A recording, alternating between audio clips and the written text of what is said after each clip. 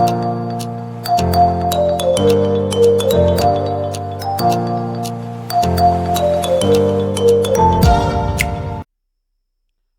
वालेकुम प्यारे व्यूवर्स।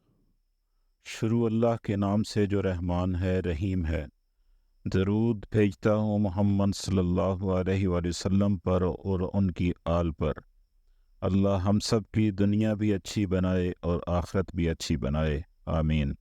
आप सब देखने सुनने वालों से दरख्वास्त है कि हमारे चैनल को सब्सक्राइब करें, लाइक करें और कमेंट में बताएं कि हम अपने काम को किस तरह मज़ीद बेहतर बना सकते हैं। शुक्रिया।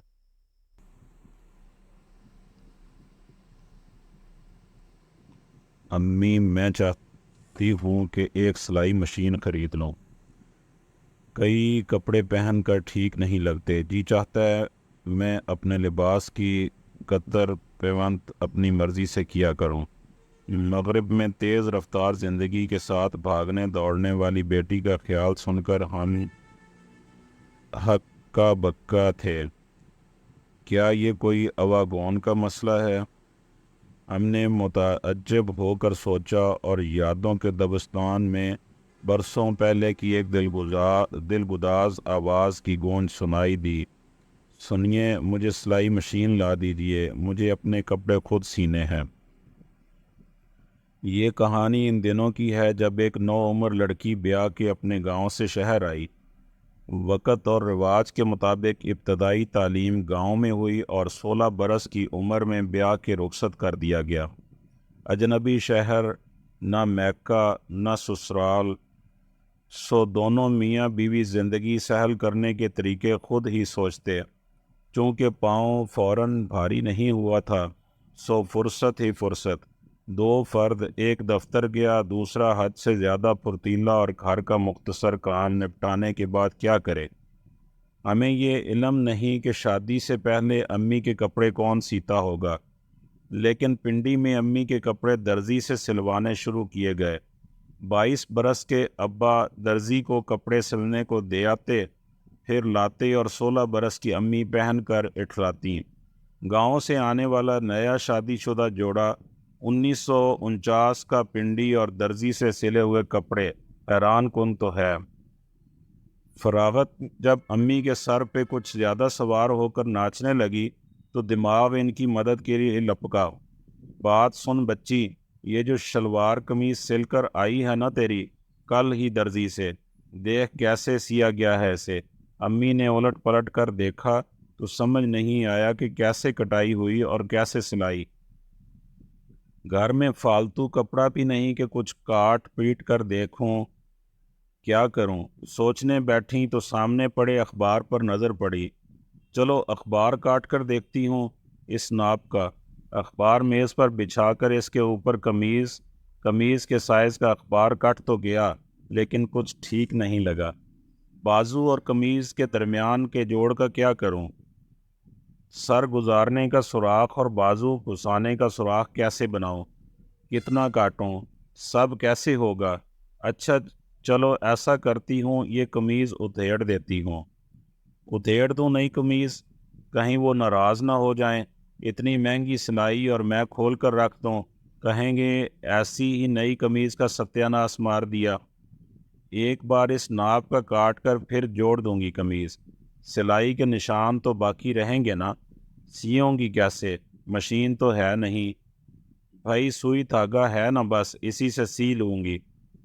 लीजिए जनाब, कमीज़ उधेड़ी गई। अगला हिस्सा, पिछला हिस्सा, बाजू, कंधे, दामन सब अलहदा हो गए। तब इस्त्री फेर कर इन्हें सीधा किया गया। अब अखबार की बारी थी। अखबार के ऊपर हर टुकड़ा रख कर अखबार काटा गया। गले की तराश खराश की गई, कंधे की गोलाई नाप कर काटी गई। कागज़ी खाका तैयार हुआ तो सोचा इसे जोड़ कर भी देखा जाए। सुई धागे से सिली हुई अखबार की कमीज़ तैयार। उलट पलट कर देखा, ठीक है, लेकिन कुछ कमी लगती है अभी। चलो दूसरा अखबार काट कर देखती हूँ। अब्बा के घर लौटने तक 5-6 कागजी पैरहन तैयार हो चुके थे। अब्बा ने हैरत से देखा, अम्मी हंस दी। फारिग थी, सोचा प्रैक्टिस करती हूँ। अगले दिन ये सब कुछ फिर से दोहराया गया।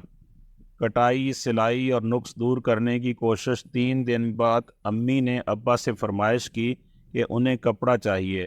ابا بھانپ تو چکے تھے کہ امی کچھ دنوں سے سلائی اسکول کھول کر بیٹھی ہیں، سو اگلے دن ہی بازار سے کپڑا آ گیا۔ اب فائنل امتحان تھا کپڑے پر۔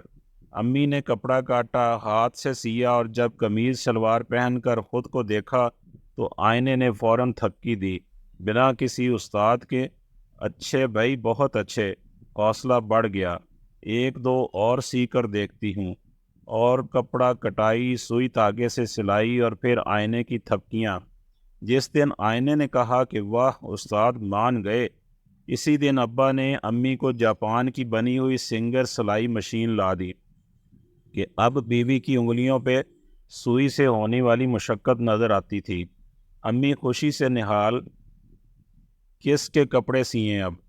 بچے تو ہیں نہیں، خاندان قریب ہے نہیں، کام آئیں سہیلیاں اور محلے والے، جنہیں امی نے پکڑ پکڑ کر کہا کہ اب درزی سے سلوانے کی ضرورت نہیں، مشین بھی ہے اور فراغت بھی، بلا معاوضہ سیوں گی تم سب کے کپڑے۔ امی کی یہ فراخ دلانہ آفر محدود مدت کے لیے نہ رہی۔ زندگی میں بچے شامل ہوئے، بڑے بھی ہو گئے، مگر امی کا سلائی کا شوق اور دوسروں کو سی کر دینے کی خواہش ختم نہ ہوئی۔ سلوانے والوں کو اور کیا چاہیے تھا بھلا؟ کپڑے تو سلائی ہوتے ہی، سپہر میں گپ شپ کے ساتھ چائے اور پکوڑے بھی ملتے، جو امی کی بیٹیاں ان لوگوں کے لیے بناتی، جو کپڑوں کی ایک گٹھڑی باندھ کر امی کو دینے آتے۔ گرما کی طویل دوپہریں، ٹائلز والے برآمدے، اماں مشین رکھ لیتی اور اس وقت تک کپڑے سیتی رہتی جب تک شام کا اندھیرا دستک نہ دینے لگے۔ ابا مغرب کی نماز کے لیے مصلی برآمدے میں ہی بچھا لیتے، انہیں امی کی اس ایکٹیویٹی پر کبھی کوئی اعتراض نہ ہوا۔ سپہر میں اماں کی سہیلیاں، دور پار کے رشتہ دار آنے لگتے۔ خالہ جی، میرا سوٹ سل گیا جو پرسوں دیا تھا؟ آنٹی، میری میکسی اور فلپر؟ آپا جی، میں نے آج 2 سوٹ اور خرید لیے، سی دو گے نا جلدی؟ ہاں ہاں، کیوں نہیں۔ دوپہر کے بعد فارغ ہوتی ہوں، مشین پہ بیٹھ جاتی ہوں۔ امی اتنی پھرتی سے کپڑے سیتی کہ سب حیران رہ جاتے۔ شلوار کے پائنچے پہ ایسی سیدھی سلائی کہ ہم جو پاس بیٹھے دیکھ رہے ہوتے پوچھ بیٹھتے، امی آپ اتنی تیزی سے مشین چلاتی ہیں، سلائی ٹیڑھی کیوں نہیں ہوتی؟ وہ ہنس کر کہتی، اب اگر 20-30 برس کے بعد بھی سلائی ٹیڑھی ہو تو کیا فائدہ اس ہنر کا؟ سلائی میں اس قدر صفائی اور خوبصورتی کہ مانو عام سے کپڑوں میں جان پڑ جاتی۔ ان کے ہاتھ سے سلا ہوا پہن کر کسی ماہر سے ماہر درزی کے ہاتھ کا سلا ہوا جوڑا پسند نہیں آ سکتا تھا آپ کو۔ امی کے ہنر کا سب سے زیادہ فائدہ ہم نے اٹھایا۔ شوقین بہت تھے۔ ہمارا یہ حال کہ آج کپڑا خریدا گیا ہے، کل پہننا ہے، اور ڈیزائن بھی کوئی ایسا ویسا نہیں۔ میگزین کھول کھول کر ہم امی کو دکھاتے، دیکھیے امی، گلا ایسا، بازو ایسے، بٹن یہاں پر، لیس اس طرح سے۔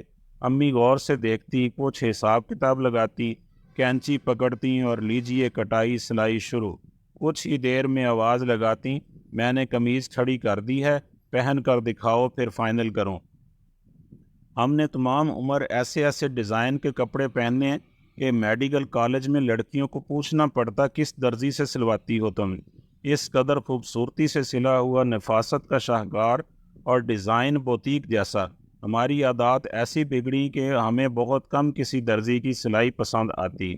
ذرا سا نقص ہوتا فوراً پھانپ جاتے، تیرا بڑا بنایا تم نے، کندھے کی موری کی گولائی ٹھیک نہیں، گلے کی پائپنگ کھینچ کر لگی ہے، کل پہننا ہے سوٹ، سو آج سی دو۔